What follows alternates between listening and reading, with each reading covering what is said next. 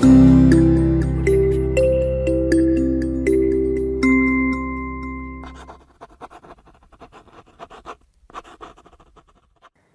students, welcome to biology class. Today we're going to discuss some of the interesting topic. Do you think you're alone in this world? Of course not. You have many human beings surrounding you always. Not only human beings, what are all you surrounding? Flora, fauna and all other related species, right? Yes. Similarly, if you see the population of other organisms, you will find many organisms living together. So when the other organisms living together itself, it means what? There will be the type of interaction. So today we're going to discuss a topic about population interaction. So let us learn further about these. Ecology is a vast area in biology which is study of organisms, their distribution and interaction with each other and environment. To study the relationship between prey, predators, other interactions and phenomena like competition, camouflage, mimicry, etc. It is mandatory to study the theory of population interaction. Let us discuss all these modes of population interaction in detail. What is population? Population is a group of similar individuals living in a particular geographical areas. Population of different species of organisms live in the same ecosystem. I repeat, population of different species of organisms live in the same ecosystem. When organisms encounter one another in the habitat, they can influence each other. People are themselves resources with varying qualities. Population is the point of reference from which all other elements are observed and from which they derive significance and meaning like resource, calamities, disasters, etc. Population interaction is the interaction between different populations. It refers to the organism in community have one another. Now, we're going to discuss about population interaction in the ecosystem. So, before proceeding this, we should know the components of ecosystem. So, what are the types of ecosystem? Yes, what are the types of component of ecosystem? They are two in number. One is abiotic and other one is biotic. So, what is abiotic? Absence of living. Yes, the environment consists of both abiotic and biotic. It includes the physical as well as the biological factors. Nutrient in the soil, carbon dioxide, water, temperature, atmospheric pressure, wind and osmotic balance are some of the physical aspects of required for living beings. Without these, living beings cannot survive itself, right? Yes. Along with these abiotic factors of the ecosystem, the population can be very much affected by their interactions. Population interactions or the effect of organisms in a community have one on another.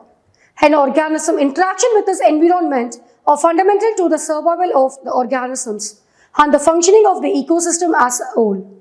Population do not exist alone in nature. The way organisms interact is more important for the survival of species. See, I'm interacting with you, right? You were watching me. So this will be the interaction. So like this, the population interaction is very must in this environment. Now we're going to discuss about the types of population interaction. So there are two types. They are intraspecific and interspecific. First we're going to discuss about what is intraspecific. Intraspecific are those that take place among the organisms of the same species, while interspecific interaction are those which happen among individuals of different species. In the type of population interaction, now we're going to discuss about the competition. As the name suggests, it is a relationship when two or more species compete for the same limited resource at the same time, which may be food, water, light or any prey. All these things are crucial for any organism's growth and survival. Outcome of competition? One wins, other loses. Competitive exclusion either wins, coexistence both lose, mutual extinction. Next, predation. It is a kind of interaction in which one organism's predator kills another organism's prey for food. This is a relationship where one species depends entirely on other species for food and survival. The species which feeds on other species is called predator, whereas the one this fed upon is called prey. There is an entire relationship is called predation. The word predator and prey are not always limited to animals. They are implied on relationship between the animals and the plant as well. For example, rabbit feeding on carrot, bear eating berry and grasshopper and leaf. Next, camouflage literally means to disguise.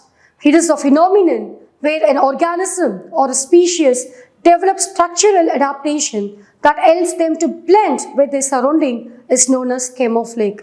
This helps them avoid getting detected by the predators. So camouflage is nothing but there will be like creating an confusion about the other organism to escape from the predators. Now we're going to study about symbiosis. Symbiosis in Greek term it means living together in various relationship among two or more species of organisms. That is, both the parties depend on each other for food and survival. It is a relationship where an organisms live on another with mutual stereotypic behavior. Now we're going to study about the types of symbiosis. So there are three types of symbiosis. They are mutualism, commensalism, parasitism. What are they? Mutualism, commensalism and parasitism. First, mutualism, where both the species are benefited. Commensalism, where one species benefit without harming the other. Parasitism, where one species benefited by harming the other. Mutualism and commensalism are the type of symbiosis. So these already we discussed in the previous sessions. Now we're going to discuss brief about parasitism. Parasites, one is get benefited and other one will be like harming. The association between a parasite and the host is known as parasitism, and it occurs when a number of one species, that is the parasite, consume the tissues or the nutrient to another species that considered to be host. Parasites live on or in their host. Based on that, there will be the two types of parasite. One is ecto and other one is endo. Parasites are more often much smaller than the host. It is not necessarily fatal to the host. Parasites are divided into two groups. They are endoparasite and ectoparasite. Endo, the term refers to in. Ecto, the term refers to out.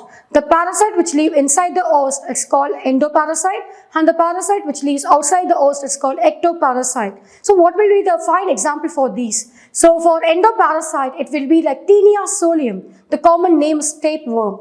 Another one is Ascaris lumbricoid. Ascaris is caused, this is called ascariasis. So these are the common examples where it find out the host like human beings. It will be the fine-tuned example for endoparasites. Now, ectoparasite are the parasite that lives on the outer surface of the host and generally attach themselves during feeding. Example, ticks, mites. Parasitism. Ectoparasite develops some clinging organs like hooks, suckers to get attached with the body of host. Some plants like Cascata have certain specialized absorbing structure called hastoria to obtain the food. Next, we're going to study about population growth. This is one of the major concerns of the present world, as the human population is not a static factor. Rather, it is a growth at very alarming rate. In spite of the increasing world population, the resources of the earth remain constant. Thus, the ability to maintain sustainable development is becoming a major challenge to mankind today. Factors that influence population fluctuation. The fluctuations in the population in a given area are influenced by four major factors which include the following. Natality, it is the number of births in a given period of time in a population. Mortality, it is defined as the number of deaths that take place in the population at a given period of time. What is the difference between natality and mortality? Natality, it indicates the birth rate. Mortality, it defines death rate. Next factor is about immigration and emigration. So this comes under migration. It is defined as the number of individuals which come from another population and add to the population in consideration during a period of time. Emigration, it is defined as the number of individuals from a population who leave the habitat and go to a different habitat at a given period of time. So immigration and emigration is like migration between in and out.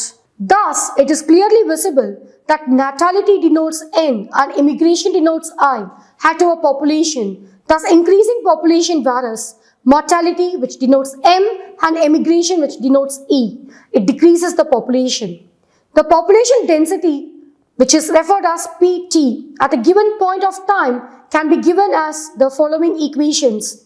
PT equal to P0 plus bracket N plus I, bracket close, minus bracket again M plus E, bracket close. So this will be the equation for population density, where P0 is the initial population density. Growth curves. The growth of a population can be expressed in the form of mathematical expression called growth curve. If the number of organisms is plotted against time, we get a curve which is called the population growth curve. Population growth curve has a characteristic shape. There are two forms of growth curves, namely J-shaped growth curve and S-shaped or sigmoidal growth curve. Students, pay attention. Now we're going to discuss about S-shaped curve. So this is a figure, so please look at. When a small number of organisms first enter a previously unoccupied area, the growth is slow at first as it adapts to a new condition and establishes itself. Reproduction in these organisms take place after a certain period of time is considered to be the lag phase. During this phase, both natality and mortality remain small and relatively constant. Gradually, the growth becomes rapid and also the population increases rapidly.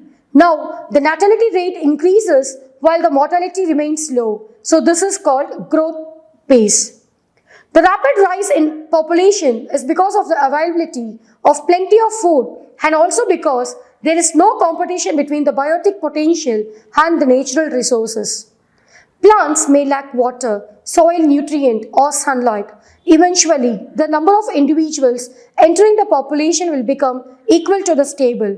This part of the population growth curve is called stable phase, where the natality rate and mortality rate are approximately equal. The graph contains S-shape and it is also called sigmoid curve. So please have a look about S-shaped curve. So on the left hand side there will be the population, on below there will be the time calculation. It indicates the exponential pace, transitional pace and plateau pace. It means lag pace and stationary pace. Next we are going to discuss about two forms of growth curve in that J-shaped growth curve. It describes a situation in which the population growth continues in an exponential form until the environmental resistance become effective. As an environmental resistance become effective, there is a stiff competition for survival and the growth rate stops abruptly. So there is a such condition, sudden increase in mortality, it known as J-shaped curve. So here you can study the population and time. Here it will be like denoting the J-shaped curve. Now let us start with assessment. First question, when does the population density increase? Think. Now I am going to reveal my answer. When birth rate is more than the death rate. Next question, what is the difference between emigration and immigration? Pause the video and think. Emigration, it is the permanent outward movement of the organism from a given population. Decrease the size of the population. Immigration, it is the permanent inward movement of the organism from outside into a given population. It increases the size of the local population. Last question for this session, what is lag pace? Pause the video and think. Yes, I am going to reveal my answer. When the individuals enter a previously unoccupied area, the growth is slow at first as it adapts to the new condition and establishes itself. It's called lag pace. Well done, students. Students, in this session we studied about population interaction, types of interaction, growth curve and growth curve types. Thank you.